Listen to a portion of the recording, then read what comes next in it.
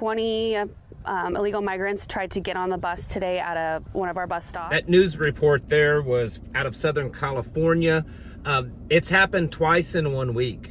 What it was, if you kind of understood, I had to keep the clip short because of censorship and copyright infringement. But basically, the report is that at one point last week, or earlier this week, a school bus was traveling and some illegals tried to flag it down and stop it, try to get in front of it and get it to stop so that they could board it. And then at another point along the same road, as the bus was stopped, some children were trying to get on, and a group of about 20 illegals tried to get on board, and parents and the bus driver and everyone was able to stop it so the bus could get out of there. This is a scary thing. And yes, this is kind of following up the video that I did this morning. I believe that we are at that, we're at that tipping point, that we're going to start seeing problems kind of snowball. They're hitting that point where it's just going to start building off of itself, where we will start seeing problems more and more and more. I talked about this morning up in Aurora, Colorado, where there are illegals that have just kind of taken over the area. In parts of Denver, Colorado, they're shutting down city parks, especially at night, fencing them off because of the activity. There's places outside of Denver, Colorado, and some of the parks areas up in the mountains that are having to be closed down and you know, fenced off because of illegals and illegal activity. This is getting worse by the minute, really. El Paso, Texas has issued a warning that what they're describing is gangs of Venezuelans that are like MS-13 on steroids. And so most of you know what MS-13 is, and they're saying they're way worse than MS-13. These people are flooding across the border. I saw just this morning, and it's funny how sometimes it may be accidental and it may be purposeful, but sometimes the government and government officials let things slip. So, you know, up until now, it's spun that, you know, only a few million, maybe 7 or 10 million illegals came into the country during the Biden administration, whereas most of the unofficial numbers where people have actually done research are saying, no, it's probably 30 or 40 million. There was a news report talking about the amount of illegals, not necessarily in numbers, but it did say, it gave out a number of approximately 20 million illegals. So the number is definitely getting higher because it's becoming more profound that they're happening and that they're here, and that the things that the destruction. This is, of course, they're still trying to spin this as a racist issue, that you're a racist and a bigot if you feel this way. But more and more people, even on the left, are waking up and saying, no, this has nothing to do with race. You know, I know personally many people that are Hispanic. I know people from Venezuela. I know people from Guatemala. I know people from Mexico. And there's not a single one of them that I know that support and are okay with this illegal immigration. Probably one of the worst things that I've seen in the last several days is a video, and I'm not going to show the audio. I did post the full video on my Twitter or X page. You can go there and watch it. But it's about a 5 or 6 minute video where they went to one specific location on the border. We're not talking the entire border. We're talking one specific location, and within a 24-hour period, they collected a very large trash bag full of women and little girls' underwear. This is extremely, extremely disturbing. I mean, it's so disturbing that I almost don't want to even talk about it on here, because I know that I have a mixed audience and audience with children, so I'm going to try to be very careful about what I say. But some of the clothing was obviously torn. You can, as much as you don't want to, you can use your own imagination of why. the type of people that are coming across in this way, many of them are worse than animals, folks.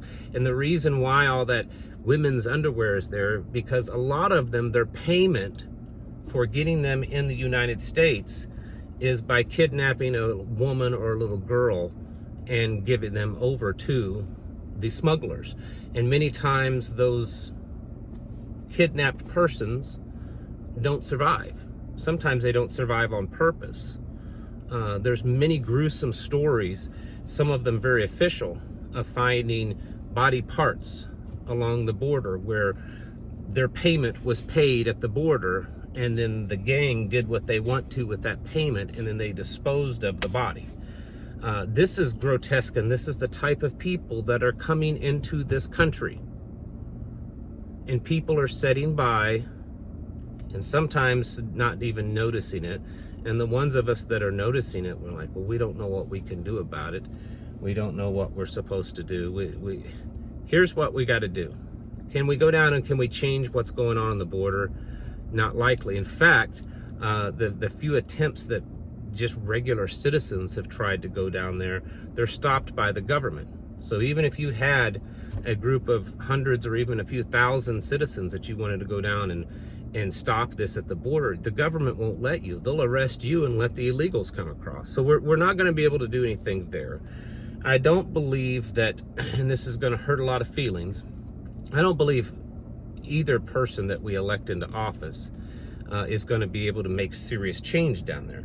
Even if, and I think this is an if, but even if Trump were to get elected, and even if he was serious about fixing the illegals, just the act of trying to round up the ones that have come in already, I mean, that's a war.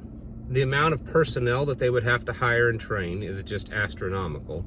And then trying to forcibly remove them, I think you're asking for an internal war when that happens, because they're not going to go easily, these gangs and stuff. So there's no good solution on a big government level, even on a small government level. You know, I posted and talked about it, and a lot of people didn't believe it, but it is absolutely confirmed. Oklahoma passed a bill. The governor of Oklahoma has authorized this special task force that's been created to have a quick process to take all of these illegals and process them to give them documents. Now, they're not going to become legal citizens, but in the state of Oklahoma, they're going to get driver's licenses, they're going to get documentation so they can start getting state benefits, and then they will help them get visas and stuff on a federal level so that they're now documented legal people, even though they come here illegally. Oklahoma is going to get flooded with people, folks. The thing is that they're trying to do that everywhere. Every state's going to be pushing this. I don't care how conservative your state is, that's going to get pushed everywhere. I mean, if they can do that in Oklahoma, which is one of the most conservative states, probably you could say easily in the top 3 most conservative states in the nation, and they're doing that there, every place is fair game. This is destruction, excuse me, happening right before our eyes. We are watching things fall apart. It's going to get worse. I think we are at that kind of breaking point where it's just going to become more and more obvious. Up until now, it's been talk. There's been isolated incidences. It's been, well, you know, you don't go live in that part of the country or that part of the country. It's now going to start happening everywhere. The video that I made this morning, if you can go back, you don't have to watch the video. I don't care if you watch the video. Go back and read the comments. Read the comments on the video. And there's comment after comment after comment from people in Indiana, Ohio, Michigan, Georgia, all over the country saying, yeah, this is happening here.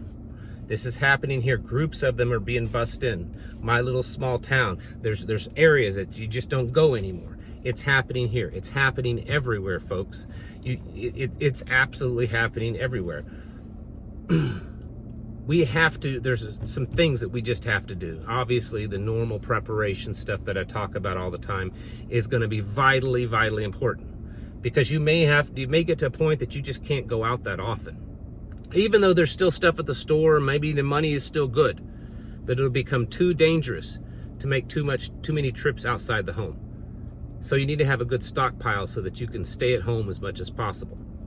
You need to live in the right place. Now, I know I just said this is going to happen everywhere, but I can tell you for a fact that there are certain areas that are probably going to handle it better. Areas where there's a lot of strong, conservative, traditional families, where there's strong gun ownership, where there's old-fashioned, traditional, just kind of the old-fashioned rule of law kind of stuff. Places like where I live, certain areas in the South, there's a few areas in the Midwest, where there's still enough good people that are willing to pull together to protect the area that they live in. And so we need to get the good people living into those areas. And then you need to start building strength in that community, getting to know people, going around talking. Maybe you need to be that community leader where you go around and you start talking about stuff, inviting people to have coffee, maybe start hosting little meetings and stuff. It's probably going to start off small. You'll be lucky if you have 1 or 2 people show up. But if you stay at it, persistence, eventually it can start paying off. That's how it's worked for us. But you also just need to get generally prepared, not just in your food and your water, but your defense plan and understanding when this stuff starts happening, it could happen nearly overnight, because a lot of times these people literally just show up overnight. This is not, I repeat, not a good scenario. Yes, there are bad things happening all over the world. In fact, just today, it's quite possible that Iran is going to attack Israel within the next 24 hours. The United States has sent out an urgent alert to people in the Middle East that it looks like in the next 24 hours, that was as of this morning, as of this afternoon, ships in the area around Iran are reporting that there's GPS jamming going on. So it's very possible that by tonight or tomorrow or something like that, that Iran could be attacking Israel. That's bad. Same thing with Russia and Ukraine. That's bad. This is in our own backyard, folks. These are people that's been coming into this country illegally for years, that are government officials, whether you elected them or not, whether you like them or not, they have allowed that. They are all criminals, every single one of them. If there's any elected official from the local level all the way all the way up to the president that have turned a blind eye, that have refused to do anything about this, they're criminals. They've violated their oath of office. For you and I, it's now in our hands. I'm not talking vigilantism. I'm talking about we have to start working on plans to protect ourselves, to protect our communities from this kind of stuff. We need eyes and ears on everything. Be alert when you're out.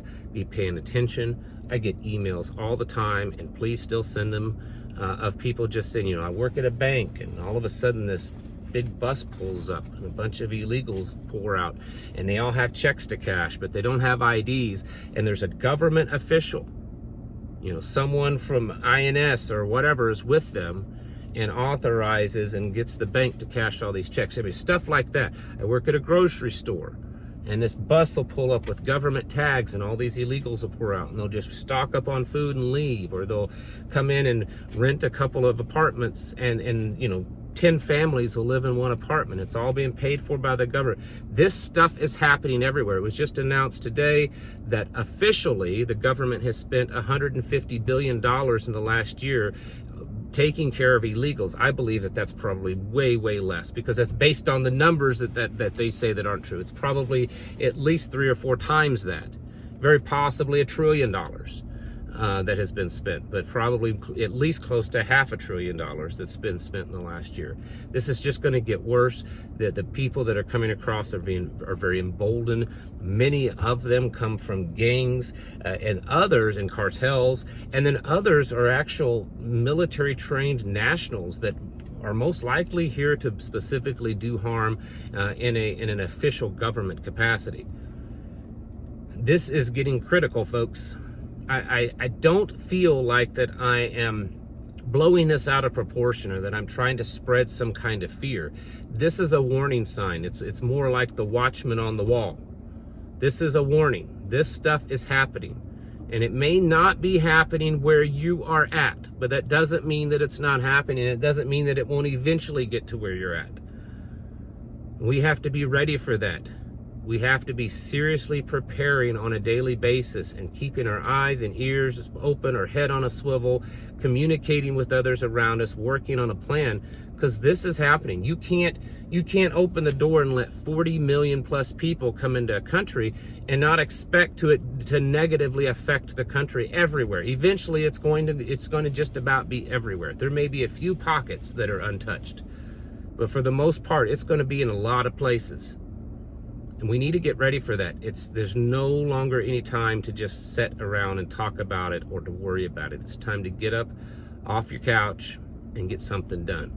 It's time to get your houses in order and to prepare yourselves mentally, physically, and spiritually. Thanks for watching, and I'll catch you in the next video.